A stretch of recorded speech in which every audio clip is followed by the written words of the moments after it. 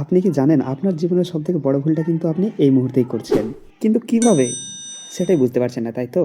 তার আগে চ্যানেলটি সাবস্ক্রাইব করে দিন, না হলে কিন্তু আমাকে আর কোনোদিনও পাবেন না খুঁজে। ব্যাপারটা হচ্ছে আপনি যখনই কোনো একটা জিনিস করছেন, সেটাতে মানে কেউ না কেউ বাধা দিচ্ছে এবং মনে হচ্ছে যে আমি এখনও অসফল হয়ে যাচ্ছি। আজ ভিডিও শুরু করলে কালকে সফল হয়ে যায় না। আজ ফিজিক্যাল এক্সারসাইজ অর্থাৎ জিম করলে কালকে বডি তৈরি হয়ে যায় না। তেমনই একটা বাঁশ গাছ আছে যেটা চায়নাতে লাগানো হয়। ৫ বছর ধরে সেটাকে অনবরত প্রতিদিন জল দিতে হয়।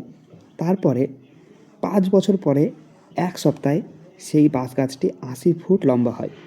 মানে বুঝতে পারছেন ধৈর্যের ফল কতটা। ইন্নাল্লাহা মা'আস সাবিরিন, আল্লাহ তাআলা কোরআনেই বলে দিয়েছেন যে ইন্নাল্লাহা মা'আস সাবিরিন, ধৈর্য ধারণকারীগণ মানে বেশি সফল হবেই হবে। তো আপনি কিসের জন্য অধৈর্য হয়ে বসে আছেন?